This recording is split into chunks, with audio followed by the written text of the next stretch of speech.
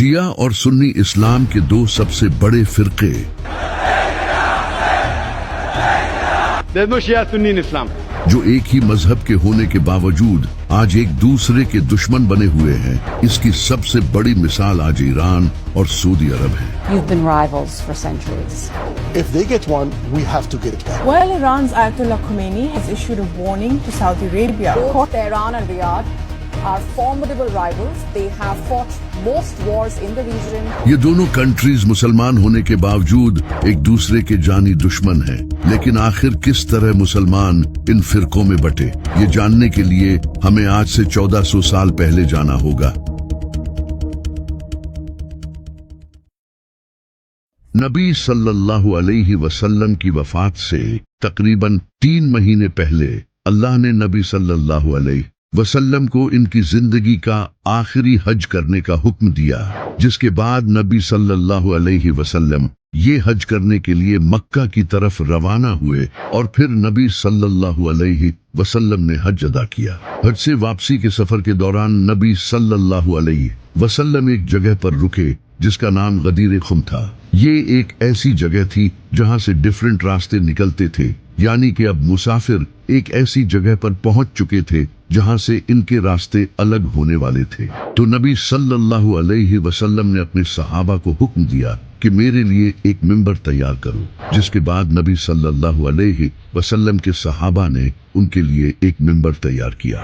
फिर आप सल्लल्लाहु अलैहि वसल्लम मिंबर पर चढ़े और फरमाया, ऐ लोगों, जान लो कि मैं भी एक इंसान हूँ। हो सकता है कि बहुत जल्द मौत का फरिश्ता आकर मुझे मौत की दावत दे और मैं इस दावत को कबूल कर लूँ, लेकिन मैं अपने बाद तुम में 2 भारी चीजें छोड़कर जा रहा हूँ, एक कुरान और दूसरी मेरी अहले बैत। कुरान को थामे रखना और मैं तुम्हें अल्लाह का खौफ दिलाता हूँ कि मेरी अहले बैत के साथ अच्छा सलूक करना। फिर आप सल्लल्लाहु अलैहि वसल्लम ने इमाम अली अलैहिस्सलाम को मिंबर पर बुलाया और फरमाया, मन कुन्तु मौलाहु फहाज़ा अलीयुन मौलाह, जिसका मैं मौला हूँ उसका अली मौला है। या अल्लाह, उससे मोहब्बत कर जो अली से मोहब्बत करे और उससे दुश्मनी रख जो अली से दुश्मनी रखे। अरबी में मौला का मतलब सरदार या लीडर होता है, यानी नबी सल्लल्लाहु अलैहि वसल्लम इमाम अली को उम्मत का लीडर बनाकर गए थे। ये सुनने के बाद हजारों सहाबा ने इमाम अली को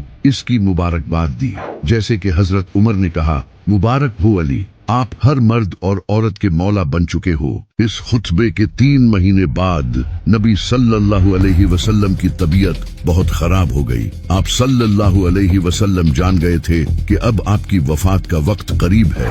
तो आप सल्लल्लाहु अलैहि वसल्लम ने सहाबा को हुक्म दिया कि मुझे कागज और कलम ला दो ताकि मैं तुम्हें एक वसीयत लिख दूं, जिसके बाद तुम कभी गुमराह नहीं होगे। लेकिन हजरत उमर ने आगे से कहा, नबी सल्लल्लाहु अलैहि वसल्लम बीमारी की हालत में ऐसी बातें कर रहे हैं और हमारे पास वैसे भी अल्लाह की किताब मौजूद है जो हमारे लिए काफी है। ये सुनकर सहाबा के दरमियान बहस शुरू हो गई। कुछ सहाबा ने कहा कि नबी सल्लल्लाहु अलैहि वसल्लम की बात मानो और उन्हें कागज और कलम ला दो, जबकि कुछ सहाबा ने इसकी मुखालफत की और नबी सल्लल्लाहु अलैहि वसल्लम के बारे में गुस्ताखाना अल्फाज कहे, जिन्हें मैं अपनी जबान से बयान भी नहीं कर सकता। जब नबी सल्लल्लाहु अलैहि वसल्लम ने ये सब देखा तो आप सल्लल्लाहु अलैहि वसल्लम नाराज हो गए और फरमाया, मुझे बस अकेला छोड़ दो।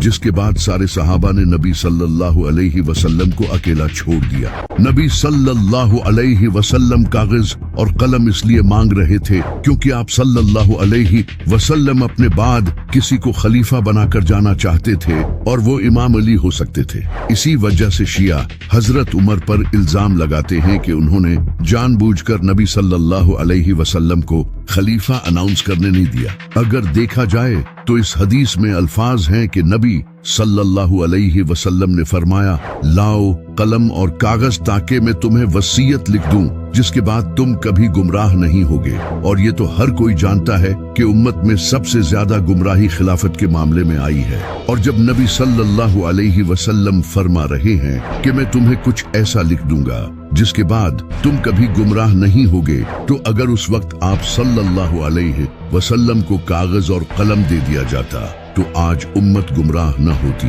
یہ صحابہ کی بہت بڑی غلطی تھی جس کی سزا آج پوری امت بھگت رہی ہے۔ اسی وجہ سے عبداللہ بن عباس جو نبی صلی اللہ علیہ وسلم کے چچا زاد بھائی تھے، وہ ساری زندگی اس پر رویا کرتے تھے اور فرماتے تھے کہ اس دن صحابہ نے نبی صلی اللہ علیہ وسلم کے ساتھ جو بھی کیا وہ بہت غلط تھا۔ اور کمال کی بات یہ ہے کہ عبداللہ بن عباس ساری زندگی امام علی کے ساتھ رہے تھے۔ اس واقعے کے 4 دن بعد نبی صلی اللہ علیہ وسلم وفات پا گئے۔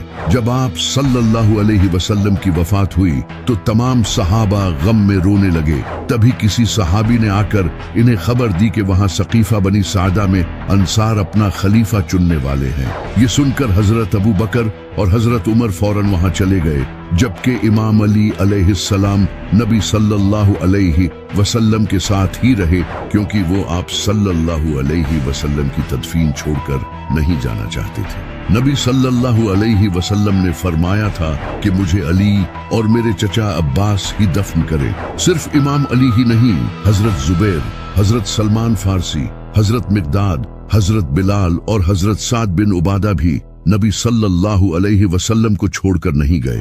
ثقیفہ بنی سعدہ پہنچ کر حضرت ابو بکر نے انصار کو کہا کہ نبی صلی اللہ علیہ وسلم قریش میں سے تھے تو خلیفہ بھی قریش سے ہی ہونا چاہیے، جبکہ انصار حضرت سعد بن عبادہ کو خلیفہ بنانا چاہتے تھے، لیکن وہ اس وقت وہاں موجود نہیں تھے۔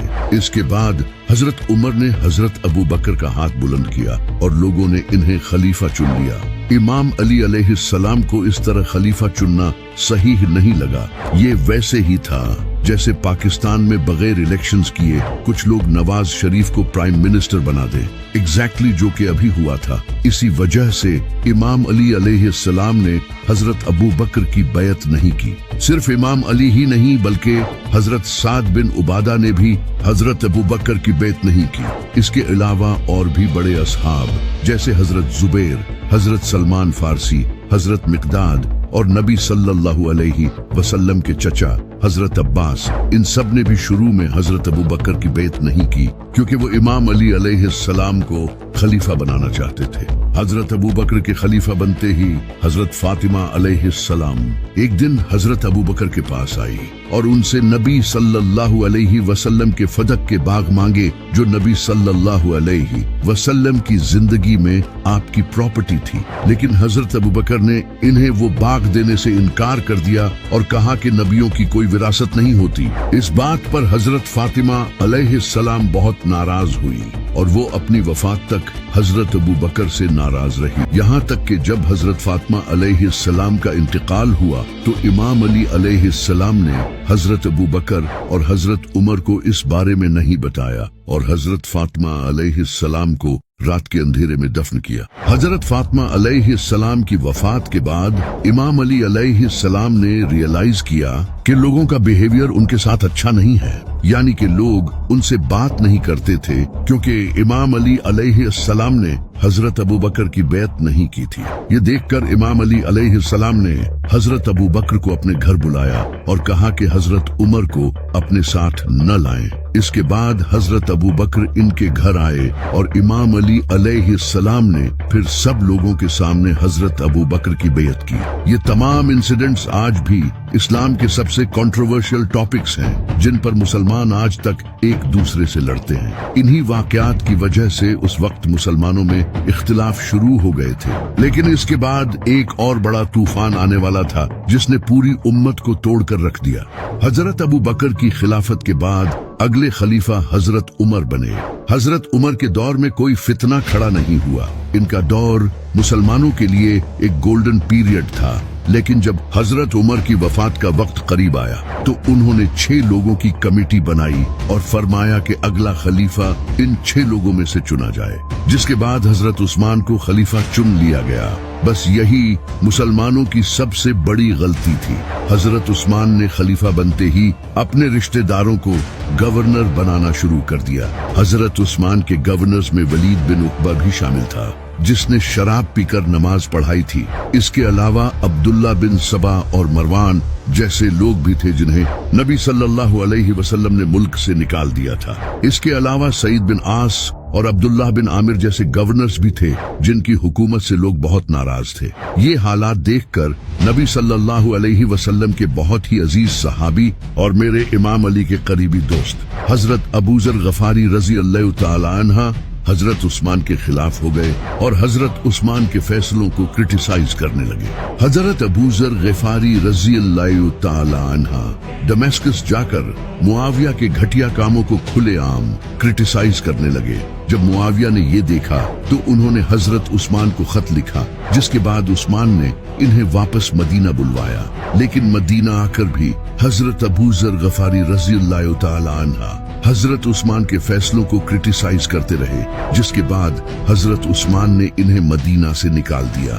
हालांकि नबी सल्लल्लाहु अलैहि वसल्लम ने फरमाया था कि अबू जर गफारी मेरी उम्मत में हजरत ईसा की तरह है और ये सबसे सच्चा इंसान है। हजरत अबू जर गफारी रजी अल्लाह तआला अन्हा को सिर्फ एक शख्स अलविदा कहने आया और वो मेरे इमाम अली थे। सिर्फ हजरत अबू जर गफारी ही नहीं बल्कि हजरत अम्मार इब्ने यासिर और हजरत आयशा जैसे सहाबा भी हजरत उस्मान के खिलाफ हो गए थे।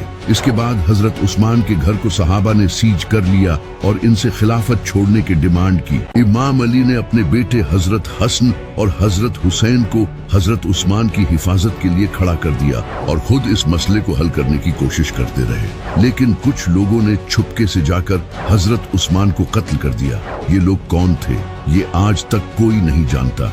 हजरत उस्मान की शहादत के बाद पूरी इस्लामी सल्तनत की हालत बिगड़ चुकी थी, क्योंकि हुकूमत करप्ट गवर्नर्स के हाथों में थी। तो इस सब को ठीक करने के लिए लोगों ने इमाम अली अलैहिस्सलाम को खलीफा बना दिया। इमाम अली अलैहिस्सलाम के खलीफा बनते ही हजरत आयशा रजी अल्लाह तआला अन्हा इमाम अली अलैहिस्सलाम के खिलाफ खड़ी हो गई, क्योंकि वो चाहती थी कि इमाम अली अलैहिस्सलाम हजरत उस्मान के कत्ल का बदला ले।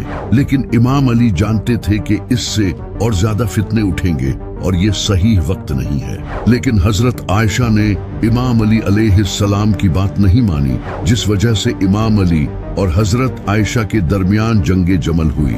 इस जंग के बाद मुआविया जालिम खड़ा हुआ, क्योंकि इसे हजरत उस्मान ने गवर्नर लगाया था। लेकिन इमाम अली अलैहिस्सलाम ने खलीफा बनते ही इसे गवर्नर की पोस्ट से हटा दिया, क्योंकि ये एक नंबर का घटिया और करप्ट इंसान था। मुआविया को ये बर्दाश्त नहीं हुआ तो इमाम अली अलैहिस्सलाम ने इससे जंग की, लेकिन ये बुज़दिल बच गया। इसके बाद ख्वारिज इमाम अली अलैहिस्सलाम के खिलाफ खड़े हो गए और फिर इमाम अली अलैहिस्सलाम ने ख्वारिज के साथ जंग की।